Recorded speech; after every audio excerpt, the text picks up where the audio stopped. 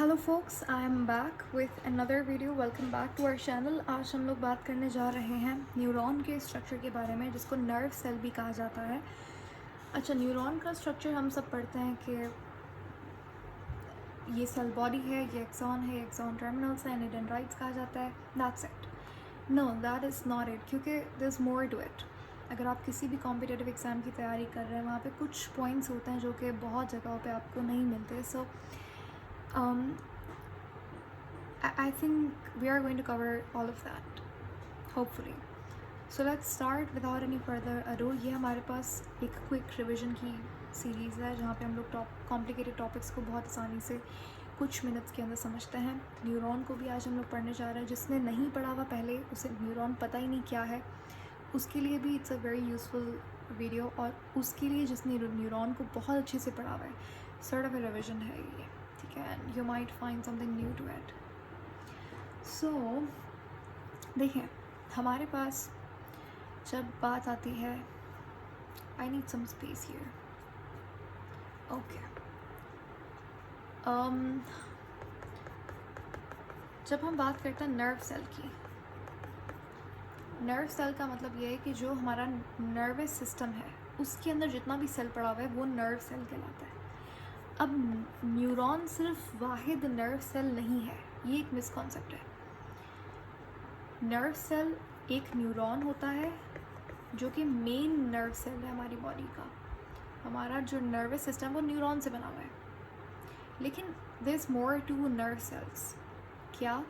तो न्यूरॉन को असिस्ट करने के लिए कुछ एक्सेसरी सेल्स भी होते हैं जिनको कहा जाता है न्यूरोग्लियल सेल्स। क्या कहते हैं उसे न्यूरोग्लियल सेल्स कहते हैं। न्यूरॉन के खुद के कुछ स्ट्रक्चर्स बनाने के लिए न्यूरोग्लियल सेल्स बड़े इंपॉर्टेंट होते हैं। इसके अलावा न्यूरॉन को नरिशमेंट प्रोवाइड करने के लिए, न्यूरॉन को प्रोटेक्ट करने के लिए न्यूरोग्लियल सेल्स रिस्पॉन्सिबल होते हैं। तो न्यूरॉन जो है हमारे पास, इसका स्ट्रक्चर हम लोग देखेंगे आज। लेकिन उससे पहले मैं बता दूं कि न्यूरोग्लियल सेल्स जो होते हैं, इनके अंदर, इसका एग्जांपल अगर मैं जस्ट एग्जांपल लिख दूं तो आपने श्वान सेल्स अगर पढ़े हों तो प्लीज़ डोंट जज द स्पेलिंग्स। श्वान सेल्स हो गए, और इसके अलावा ओलिगोडेंड्रोसाइट्स हो गए, डेंड्रोसाइट्स, माइक्रोग्लियल सेल्स हो गए, Schwann cells, oligodendrocytes, microglial cells, astrocytes. तो ये सारे के सारे क्या हैं? ये न्यूरोग्लियल सेल्स के एग्जांपल्स हैं। हम लोग आज न्यूरॉन को पढ़ने जा रहे हैं। अब देखिए, न्यूरॉन के अंदर हमारे पास दो इम्पॉर्टेंट स्ट्रक्चर्स होते हैं बेसिकली, ठीक है। तो न्यूरॉन में सबसे पहले हमारे पास यानी कि दो पार्ट्स होते हैं न्यूरॉन के। जैसे आप समझ लें नेफ्रॉन को पढ़ते हैं, नेफ्रॉन में बोमन्स कैप्सूल होता है, फिर पीसीटी, फिर डीसीटी। उसी तरीके से न्यूरॉन को दो हिस्सों में डिवाइड किया जाता है। एक है उसका मेन पार्ट, ठीक है, जिसको हम सेल बॉडी कहते हैं। सेल बॉडी के फिर मुख्तलिफ नाम है। इसको सोमा कहा जाता है, ठीक है। इसको क्या कहते हैं? इसको सोमा कहते हैं। Soma, cell body. इसके अलावा इसको कैरियन भी कहा जाता है। कैरियन तो वर्ड न्यूक्लियस के लिए इस्तेमाल होता है, बिल्कुल। तो सेल बॉडी के अंदर न्यूक्लियस तो पड़ा हुआ है, इसीलिए कैरियन भी कहा जाता है इसको। सेल बॉडी, सोमा, कैरियन, तीन नाम याद रखना है। अच्छा, उसके बाद न्यूरॉन का जो दूसरा हिस्सा है, यानी कि ये तो हो गया सोमा, लेकिन ये जो पार्ट है न्यूरॉन का दूसरा हिस्सा जो है, ये कहलाता है एक्सटेंशन ऑफ न्यूरॉन, एक्सटेंशंस, ठीक है। अब एक्सटेंशन, सिर्फ ये एक्सटेंशन नहीं है न्यूरॉन की, ये भी जो आप देख रहे हैं ये भी एक्सटेंशंस में अनकाउंट होती हैं चीज़ें, ठीक है। तो मेन सेल यही है जिस उसकी कुछ साइटोप्लाज्म जो है वो एक्सटेंड हो गया, उन्होंने इस तरीके की एक्सटेंशंस बना ली, ठीक है। तो ये एक्सटेंशंस कहलाती हैं। एक्सटेंशंस का एक थोड़ा सा फैंसी नाम भी है, इसको कहा जाता है न्यूराइट्स, ठीक है। न्यूराइट्स भी कह सकते हैं इसको। अब हम बात करते हैं न्यूरॉन के बारे में, जो कि मेरा फेवरेट पार्ट है, ओके। सबसे पहले हमारे पास आपको दिख रहा है ये ऑरेंज कलर में, सिंपल सी बात है। मेरे साथ साथ आप भी इसे नाम दे सकते हैं इसका। तो ये जो हमें दिख रहा है ये ऑफ कोर्स क्या है, न्यूक्लियस है, ठीक है। ये जो पूरा स्ट्रक्चर है ये तो मैंने ऊपर आपको लिखवा दिया, सोमा, कैरियन या फिर सेल बॉडी। ये जो आप देख रहे हैं कि न्यूक्लियस है न्यूरॉन का, ठीक है। उसके बाद हमारे इस सेल बॉडी के अंदर कुछ इस तरीके से ग्रैन्यूल लाइक स्ट्रक्चर्स पड़े हुए होते हैं न्यूरॉन के अंदर। इन ग्रैन्यूल्स को क्या कहा जाता है? इन ग्रैन्यूल्स को कहते हैं नेज़ल्स ग्रैन्यूल्स। अब नेज़ल्स ग्रैन्यूल्स क्या है? देखें, न्यूरॉन के अंदर जो राइबोसोम होता है और इसका जो रफ एंडोप्लाज्मिक रेटिकुलम होता है उसका एक स्पेशल नाम है, बस इतनी सी बात है, ठीक है। तो जो न्यूरॉन के राइबोसोम्स होंगे उनको हम नेज़ल्स ग्रैन्यूल्स कहते हैं। न्यूरॉन के राइबोसोम्स और RER, इनको हम नेज़ल्स ग्रैन्यूल्स कहते हैं, ठीक हो गया। अच्छा, और हमें पता है राइबोसोम का काम क्या होता है? Protein synthesis. RER का काम क्या होता है? प्रोटीन सिंथेसिस, क्योंकि राइबोसोम्स जो है वो जनरली कहाँ RER के ऊपर होता है। उसके बाद हमारे पास ये जो एक्सटेंशंस आपको दिख रही हैं न्यूरॉन की सेल बॉडी के हेड पे, इसके ऊपर वाले पार्ट पे, इनको कहा, इन एक्सटेंशंस को कहते हैं डेंड्राइट्स,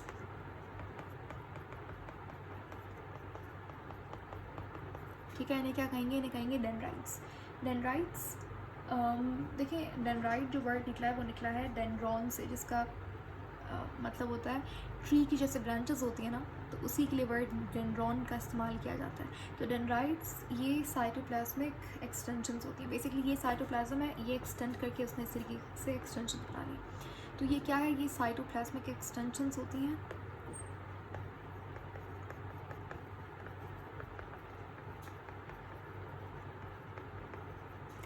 और दूसरी बात ये, डेंड्राइट्स का काम क्या होता है? इसका काम होता है जो सिग्नल होता है, जो नर्व इम्पल्स होता है, उसको रिसीव करना।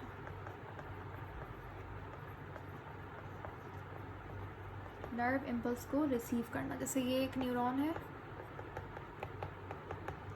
और ये एक न्यूरॉन है, ठीक है। तो ये डेंड्राइट्स हैं, यहाँ से न्यूरोट्रांसमीटर आया, इसने नर्व इम्पल्स को पास ऑन किया दूसरे न्यूरॉन पे। तो रिसीव किसने किया? डेंड्राइट्स ने रिसीव किया, ऐसा ही है।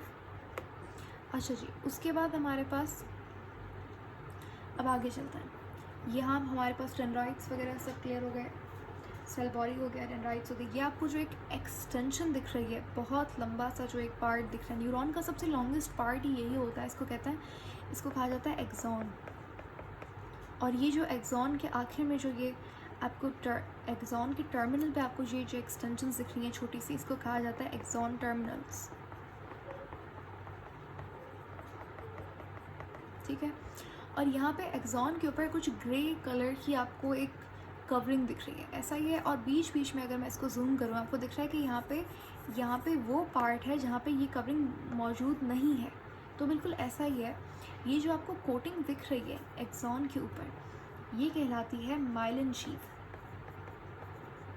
शीथ कहते हैं कवरिंग को, लेयर को। लेकिन मसला ये है कि जो माइलिन शीथ है ये पूरे न्यूरॉन के ऊपर नहीं है, कुछ स्पेसेस हैं जहाँ पे ये माइलिन शीथ प्रेजेंट नहीं है। तो वो जो एक्सॉन की रीजन होता है जहाँ पे माइलिन शीथ प्रेजेंट नहीं होती, इसको हम कहते हैं नोड ऑफ रनवियर। क्या कहेंगे? Node of Ranvier. अच्छा जी, अब एक बात आपने याद रखनी है कि चलो एक्सॉन के ऊपर तो माइलिन शीथ प्रेजेंट होती है। माइलिन शीथ का काम क्या होता है? इसका काम होता है एक तो प्रोटेक्ट करना एक्सॉन को, और दूसरी बात ये इसका काम होता है शॉक को एब्जॉर्ब करना, क्योंकि नर्व इम्पल्स है, कुछ ना कुछ तो वहाँ पे पोटेंशियल डिफरेंस होगा। और थोड़ा सा भी पोटेंशियल डिफरेंस हमारे जो नेबरिंग सेल्स हैं न्यूरॉन के बराबर में जो सेल्स पड़े हुए उनके लिए तो वो एक सही चीज़ नहीं होगी। तो ये एज अ शॉक एब्जॉर्बर का काम भी करती है। उसके बाद इफ़ यू थिंक कि अच्छा यहाँ पे कोई कवरिंग नहीं है, बिल्कुल अब ये एक सेल है, सेल की सेल मेम्ब्रेन भी होगी, तो ऐसा ही होता है। जो यहाँ पे जो सेल मेम्ब्रेन है जो कि पूरे न्यूरॉन पे, बेसिकली एक्सॉन पे भी, एक्सॉन टर्मिनल, सेल बॉडी हर कहीं है। तो जो न्यूरॉन की सेल मेम्ब्रेन है उसको हम कहते हैं न्यूरोलेमा। जैसे मसल के अंदर सार्कोलेमा होती है, यहाँ पे न्यूरोलेमा। न्यूरोलेमा हो गई, ये हमारे पास ये थ्री स्ट्रक्चर्स हो गए, और क्या चीज़ रहती है, यहाँ पे आपको दिख रहा होगा, यहाँ पे केमिकल रिलीज़ होता है, इस केमिकल को हम न्यूरोट्रांसमीटर कहते हैं। ये नर्व इम्पल्स को एक न्यूरॉन से दूसरे न्यूरॉन तक लेके जाने का काम करता है। और ये जो एक्सॉन टर्मिनल्स हैं, इनका जो ये लास्ट वाला जो आप थोड़ा सा एनलार्ज यानी कि वाइड स्ट्रक्चर आपको दिख रहा होगा, इसको हम कहते हैं synaptic knobs, knob like structure, इसलिए साइनेप्टिक नॉब कहा जाता है। इनके अंदर छोटे छोटे वेजाइकल्स होते हैं, वेजाइकल बोले तो बैग लाइक स्ट्रक्चर, ठीक है, जिन्होंने कोई चीज़ स्टोर की हुई होती है, तो इसके अंदर होता है सिक्रेटरी वेजाइकल्स। सिक्रेटरी वेजाइकल का काम क्या होता है, न्यूरोट्रांसमीटर को सिक्रीट करना। जब उनको एक स्टिमुलेटर मिलेगा, कोई सिग्नल मिलेगा, वो सिग्नल क्या होगा, वो होगा कैल्शियम। जैसे ही कैल्शियम आके इन सिक्रेटरी वेजाइकल्स को सिग्नल करता है कि भाई न्यूरोट्रांसमीटर सिक्रीट कर दो, सो दे आर ऑन इट। और मुझे लगता है मैंने सारी चीज़ें यहाँ पे ऑलमोस्ट कवर कर ली हैं। ऑफ कोर्स हम लोग और भी बहुत कुछ है इसके अलावा नर्वस सिस्टम वाले चैप्टर में। मैं आपको यहाँ पे साइनेप्स के बारे में एक चीज़ बता दूँ। साइनेप्स में बहुत कन्फ्यूजन होती है बच्चों को, साइनेप्स क्या है, साइनेप्टिक क्लेफ्ट क्या है। तो देखिए होता क्या है, जैसे ये हमारे पास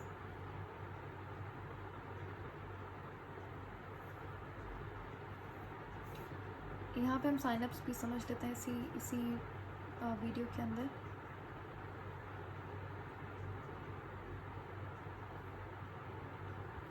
ओके, अब यहाँ पे आपको दो न्यूरॉन्स दिख रहे हैं, तो इसी तरीके से हमारे पास न्यूरॉन्स आपस में जुड़े हुए होते हैं।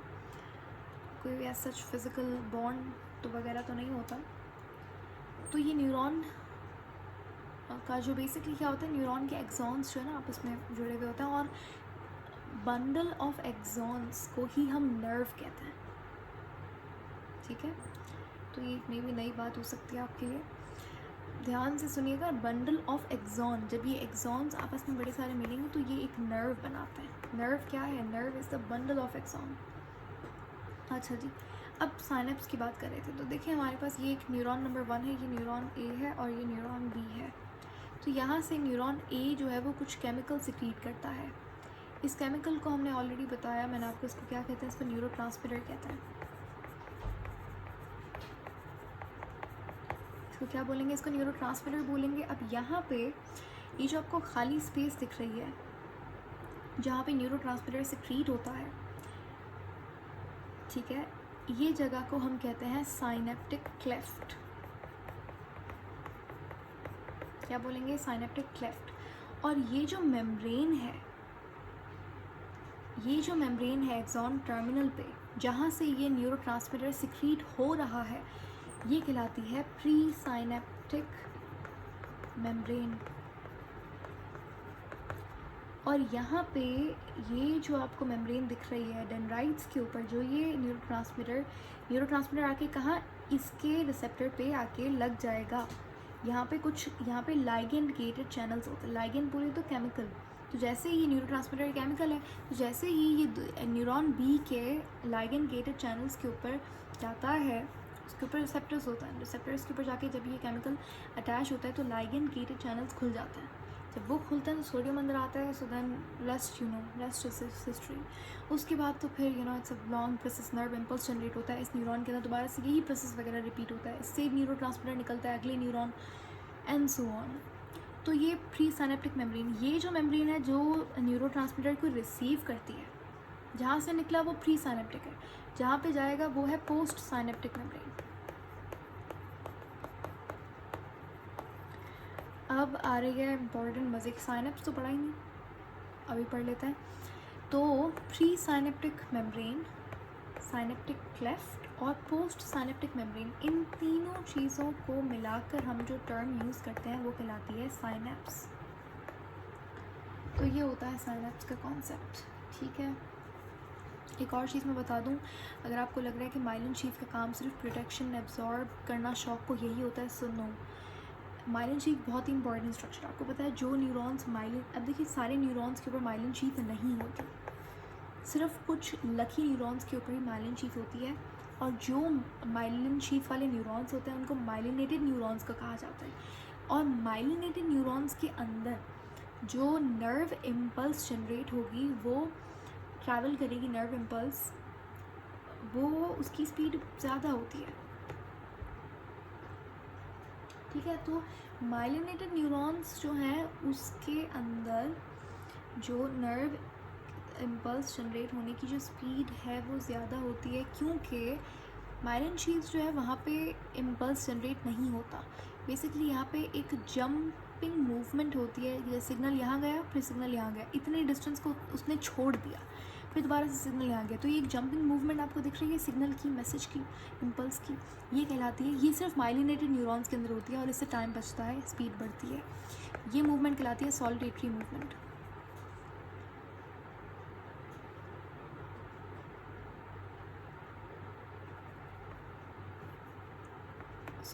सॉलिटेटरी कंडक्शन भी कहते हैं इसको। ये सिर्फ और सिर्फ माइलिनेटेड न्यूरॉन्स के अंदर होती है। वन लास्ट थिंग, उसके बाद हम ये वीडियो एंड करेंगे। माइलिन शीट्स जो है वो किस सेल से बनी हुई होती है? माइलिन शीट बनी हुई होती है न्यूरोग्लियल सेल से। कौन से? श्वान सेल से।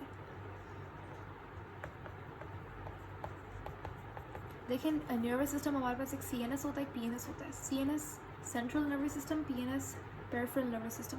तो जो श्वान सेल होता है वो PNS के अंदर माइलिन शीट बनाता है और CNS के अंदर दूसरे सेल्स बनाते हैं। कौन से? ओलिगोडेंड्रोसाइट्स। बहुत इंपॉर्टेंट पॉइंट है, बहुत important. Okay so I hope बहुत आपको चीज़ें कुछ यहाँ पे सीखने को मिला होगा। Thank you so much for watching. I will see you in the next video.